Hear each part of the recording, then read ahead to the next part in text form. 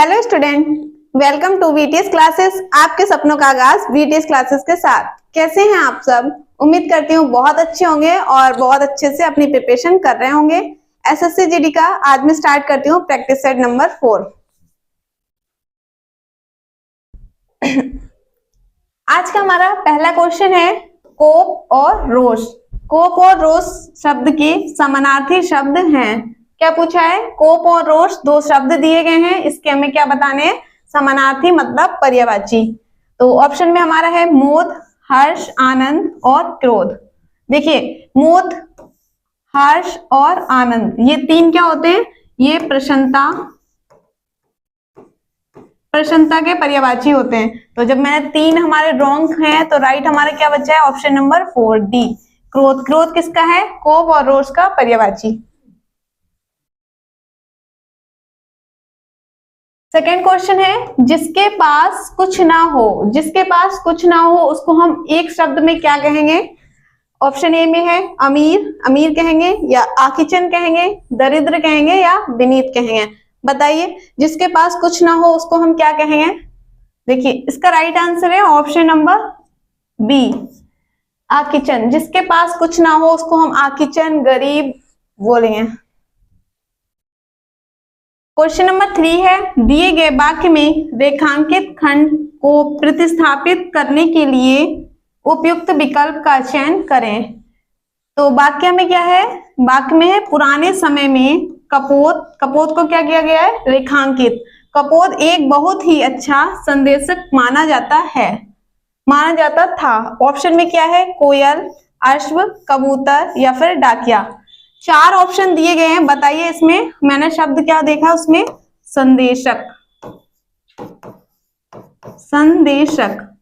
पुराने जमाने में क्या होता था? संदेश किसको ले जाता था? संदेश को ले जाता कौन था? कबूतर। तो इसका राइट आंसर क्या होगा? राइट आंसर होगा option number C. Is the right answer option number C. एक सॉन्ग भी आपने सुना होगा जिसमें बोलते हैं कबूतर जा जा जा। अब आप सोच रहे होंगे इसमें डाकिया भी हो सकता है, तो इसमें हमें रेखांकित कपोत को किया गया है और कपोत का अर्थ होता है कबूतर। तो इसका राइट आंसर है option number C. Question number 4 है दिए गए वाक्यांश के लिए एक शब्द बताइए। वाक्य है हमारा अच्छे चरित्र वाला। वाक्यांश क्या दिया गया है? अच्छे चरित्र वाला। उसको हम क्या कहते हैं? चरित्रहीन कहते हैं। ऑप्शन नंबर बी में है चरित्रवान कहते हैं। ऑप्शन नंबर सी में है दुष्चरित्र कहते हैं या ऑप्शन नंबर डी व्यभिचारी कहते हैं। बताइए, पूरे अच्छे चरित्र वाले को क्या कहेंगे एक शब्द में? देखिए, चरित्रहीन होता है जिसका चरित्र बुरा हो।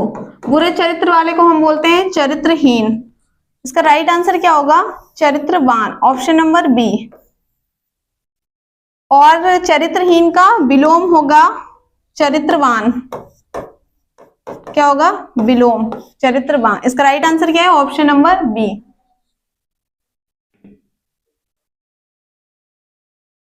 क्वेश्चन नंबर 5 हमारा है रिक्त स्थान को भरने के लिए उपयुक्त शब्द का चयन करें। वाक्य में दिया है मनुष्य को अपनी रिक्त स्थान नहीं छोड़नी चाहिए। मनुष्य को अपनी क्या नहीं छोड़नी चाहिए? ऑप्शन ए में है अभिमान, ऑप्शन बी में है बचपन, ऑप्शन डी में है क्रोध और ऑप्शन सी में है क्रोध, ऑप्शन डी में है मनुष्यता। तो बताइए, मनुष्य को अपनी क्या नहीं छोड़नी चाहिए? अभिमान नहीं छोड़ना चाहिए। देखिए, अभिमान क्या होता है? अभिमान तो छोड़ने के लिए ही होता है। तो ये हमारा गलत आंसर होगा बचपन। बचपन भी नहीं होगा। अगर यहाँ पे होता मनुष्य, नहीं, मनुष्य यहाँ पे क्या आ रहा है? अपनी। क्या पूछा है? स्त्रीलिंग आ रहा है, तो इसमें क्या होगा? इन ऑप्शन में से कोई स्त्रीलिंग आंसर होगा हमारा। तो यहाँ बचपन तो पुल्लिंग में आ जाएगा, क्रोध भी नहीं होगा। इसका राइट आंसर क्या है? मनुष्यता। मनुष्य को अपनी क्या नहीं छोड़नी चाहिए? मनुष्यता नहीं छोड़नी चाहिए, क्योंकि जब मनुष्य अपनी मनुष्यता छोड़ देगा तो वह इंसान किस बात का हो जाएगा? इंसानियत ही अपनी छोड़ देगा। इसका राइट आंसर क्या है? Option number D. Question number 6 है, रिक्त स्थान को भरने के लिए उपयुक्त शब्द का चयन करें। वाक्य है, वे मैं कलम से चिट्ठी ... रहा हूं। ऑप्शन में क्या है, भेज, सोच, पढ़ या लिख। देखिए हमें यहाँ पे एक शब्द क्या दिख रहा है, कलम। कलम क्या होते हैं, कलम से क्या करते हैं, कलम से लिखा जाता है, लिखा जाता है ना। तो भेजना कैसे हो जाएगा, अगर मैं बोलूं मैं कलम, मैं चिट्ठी, तो यहाँ पे हमारा फिर कौन सा राइट हो जाता है, भेज रहा है, शायद भेज रहा होगा, सोच रहा होगा या पढ़ रहा होगा। यहाँ पे क्या आ रहा है, स्त्रीलिंग आ रहा है, तो हमारे क्या होगा यहाँ पे, कलम, मैं कलम से चिट्ठी लिख रहा हूं। तो इसका राइट आंसर क्या होगा, option number D is the right answer. तो सही वाक्य हमारा क्या हो जाएगा, शुद्ध वर्तनी में मैं कलम से चिट्ठी लिख रहा हूं।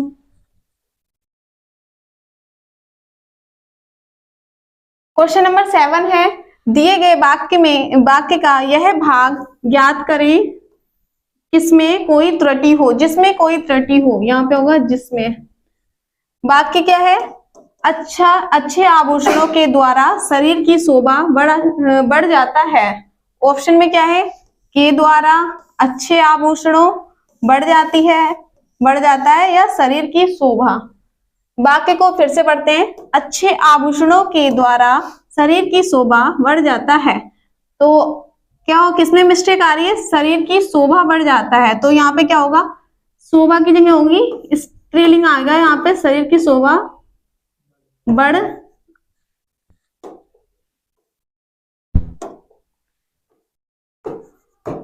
शरीर की शोभा बढ़ जाती है। इसका राइट आंसर क्या होगा, किसमें मिस्टेक आ रही है, बढ़ जाता में, क्योंकि यहाँ पे क्या होगा, स्त्रीलिंग होगा, बढ़ जाती है। इसका राइट आंसर क्या है, option number C. Question number 8 हमारा है, दिए गए वाक्य का पर्यायवाची शब्द बताइए या दीजिए। तो ऑप्शन में मुझे क्या दिया गया है, वाक्य है विपदा, विपदा का क्या बताना है, पर्यायवाची शब्द बताना है। ऑप्शन में है मनीषी, आपदा, सुख या निरपराध।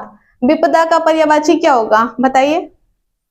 देखिए विपदा का अर्थ होता है बुरा समय, बुरा समय। और ऑप्शन में है मनीषी, आपदा, सुख और निरपराध। सुख का होता है विलोम, दुख। निरपराध का होता है अपराध या फिर अपराधी। देखिए विपदा का राइट आंसर होगा ऑप्शन नंबर बी, आपदा। पर्यायवाची क्या है विपदा का, आपदा, option number B. Question number 9 है, दिए गए वाक्यांश के लिए एक शब्द दीजिए। वाक्यांश क्या है, लेख की नकल। लेख की नकल को हम एक शब्द में क्या बोलेंगे, नकलची बोलेंगे, या फिर प्रतिलिपि या लिपि बोलेंगे, या हस्तलिपि बोलेंगे। लेख की नकल मतलब अगर जैसे कि आपके फ्रेंड के नोट्स हैं, आपको क्या करना है, उसकी नकल करनी है, तो आप क्या करोगे, फोटोकॉपी कराओगे। तो जैसे जियोग्राफ्स कराते हैं उसको हम क्या बोलते हैं, प्रतिलिपि, हिंदी में फोटोकॉपी। लिपि क्या होती है, भाषा की, जैसे कि हिंदी भाषा की लिपि क्या है, देवनागरी। ये क्या होती है, लिपि होती है। नेक्स्ट है हस्तलिपि। हस्तलिपि होती है हाथों से लिखा गया, जो हाथों के द्वारा लिखा जाता है उसको क्या बोलते हैं, हस्तलिपि। तो इसका राइट आंसर क्या है, option number B. Next question है, दिए गए वाक्य में वह भाग ज्ञात करें जिसमें कोई त्रुटि है। इस वाक्य में कहीं पर गलती है, त्रुटि है, हमें वो ज्ञात करनी है। मुख्य अतिथि का एक फूल की माला पहनाकर स्वागत किया गया। ऑप्शन में क्या है, मुख्य अतिथि का स्वागत किया गया, या पहनाकर, या एक फूल की माला। चलिए फिर से पढ़ते हैं, मुख्य अतिथि का एक फूल। त्रुटि हमें क्या पे दिख रही है, एक फूल, क्योंकि माला किसकी होती है, एक फूल की माला नहीं होती है, फूलों की, ऐसे हो सकता है, फूलों की एक माला। क्या हो सकता है? फूलों की एक माला, नहीं तो हो सकता है फूल की माला। तो हमें त्रुटि कहाँ पे दिखी है? एक फूल की कभी भी माला नहीं होती है, फूलों की एक माला होती है। इसका राइट आंसर क्या है? Option number D. तो क्या हो जाएगा? मुख्य अतिथि फूलों की एक माला पहनाकर स्वागत किया गया। तो इसका राइट आंसर क्या है? Option number D. Next question है, दिए गए शब्द का विलोम ज्ञात कीजिए। शब्द क्या है हमारा? ऐश्वर्य। ऐश्वर्य के का क्या ज्ञात करना है मुझे? विलोम। ऑप्शन में है भक्ति, बी में है शक्ति, सी में है शान और डी में है दरिद्रता। देखिए, ऐश्वर्य का मतलब होता है जो सुखी से रहता हो, जिसके पास किसी चीज की कमी ना हो, सुख समृद्धि वाला कहते हैं नहीं है। जैसे तुम बहुत ऐश्वर्य से रह रहे हो, तो इसका उल्टा विलोम पूछा है तो क्या होगा? भक्ति नहीं होगा, शक्ति नहीं होगा, शान नहीं होगा। इसका राइट आंसर होगा ऑप्शन नंबर डी, दरिद्रता। दरिद्रता का मतलब होता है जो दुखी हो। इसका राइट आंसर क्या है? Option number D. Next question है, दिए गए वाक्य में रेखांकित खंड को प्रतिस्थापित करने के लिए उपयुक्त विकल्प का चयन करें। खंड मुझे क्या दिया है? कबीर बहुत सी भाषाएं जानता है। तो क्या पूछा है? कबीर बहुत सी भाषाएं जानता है, उसको क्या कहेंगे? एक शब्द में बहुज्ञ कहेंगे, या भाषा वैज्ञानिक कहेंगे, या फिर बहुभाषाविद। नेक्स्ट है हमारा तत्व चिंतक। बताइए, जो बहुत सी भाषाएं जानता है उसको क्या कहेंगे? इसका राइट आंसर होगा ऑप्शन नंबर सी, उसे हम क्या बोलेंगे? बहुभाषाविद। बहुज्ञ क्यों नहीं होगा? बहुज्ञ का अर्थ होता है जो बहुत कुछ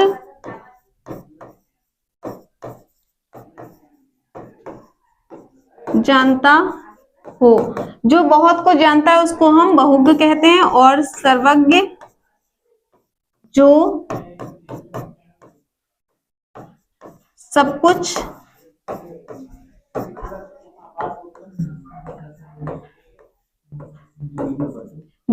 जानता है उसको हम क्या कहेंगे? सर्वज्ञ कहेंगे।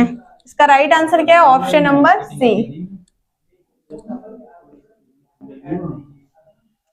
नेक्स्ट क्वेश्चन हमारे है, स्वर संधि कितने प्रकार की होती है? कितने प्रकार होते हैं? क्या पूछा है? स्वर संधि के प्रकार पूछे हैं। ऑप्शन में हमारा दिया है 2, 3, 4 और 5। बताइए स्वर संधि कितने प्रकार की होती है? कमेंट कीजिए। चलिए मैं बताती हूँ। इसका option number D is the right answer. 5 प्रकार की स्वर संधि होती है। चलिए जान लेते हैं कौन से 5 प्रकार की होती है। एक फर्स्ट हमारी होती है दीर्घ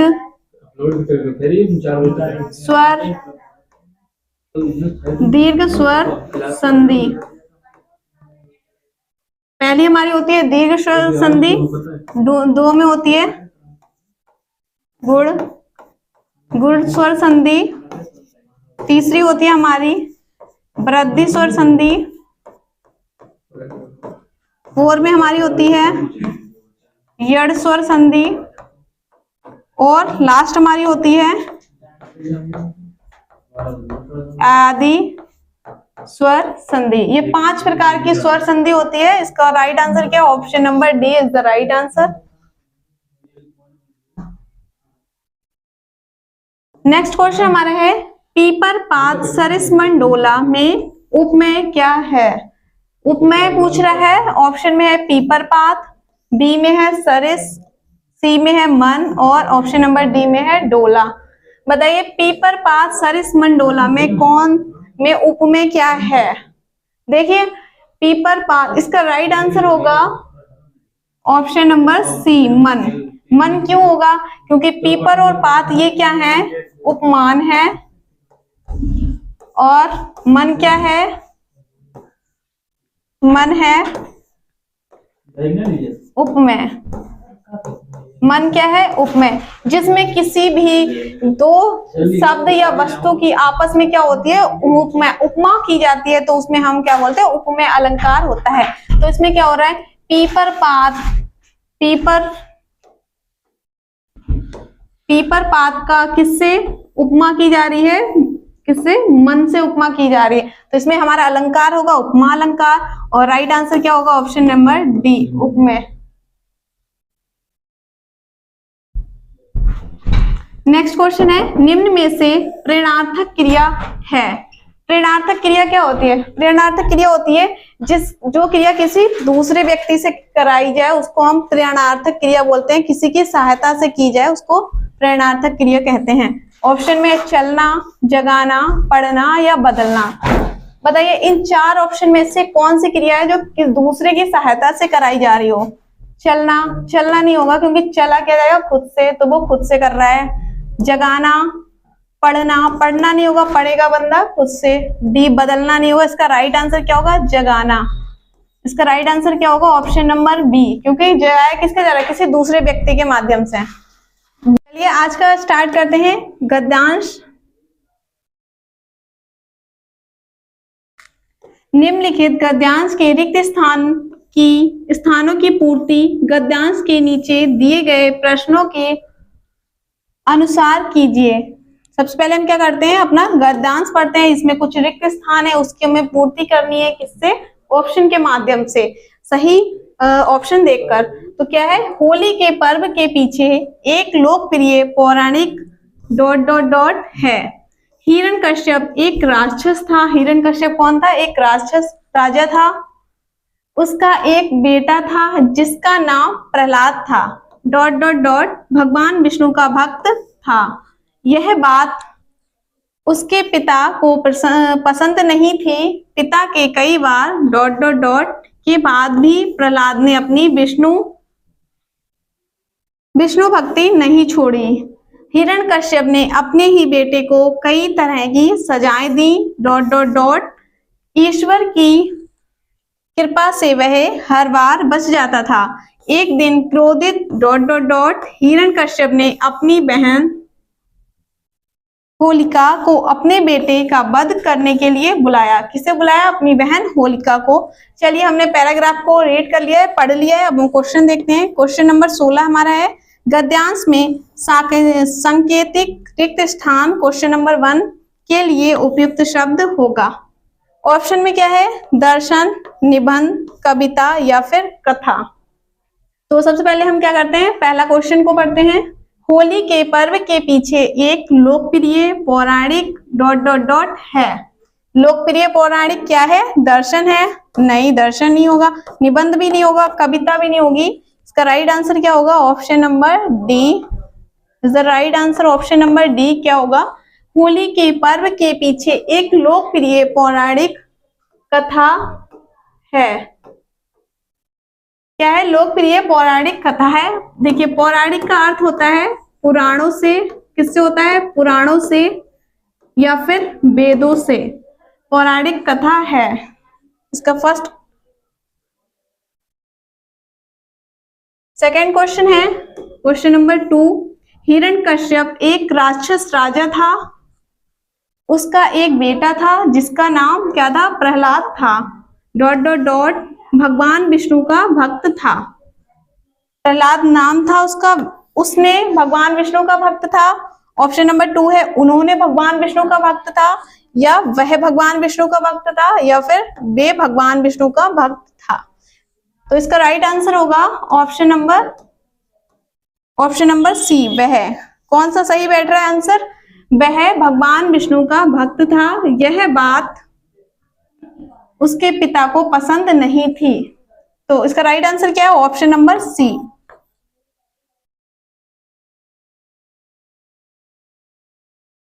क्वेश्चन नंबर 3 स्टार्ट करते हैं। पिता के कई बार ... के बाद भी प्रहलाद ने अपनी विष्णु भक्ति नहीं छोड़ी। ऑप्शन में क्या है? दुलार करने के बाद भी, या निवेदन करने के बाद भी, या फिर प्यार करने के बाद भी, या समझाने के बाद भी। इसका राइट आंसर होगा पिता के कई बार समझाने, उसके पिता ने उसको कई बार समझाया, उसके बाद भी प्रहलाद ने अपनी विष्णु भक्ति नहीं छोड़ी। तो इसका राइट आंसर क्या है? ऑप्शन नंबर डी, समझाना।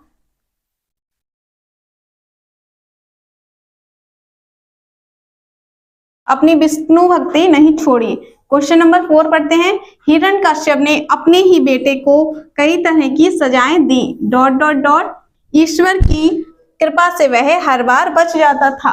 यहाँ पे कौन सा राइट आंसर होगा? ऑप्शन में क्या है? परंतु, अतः, इसलिए या क्योंकि।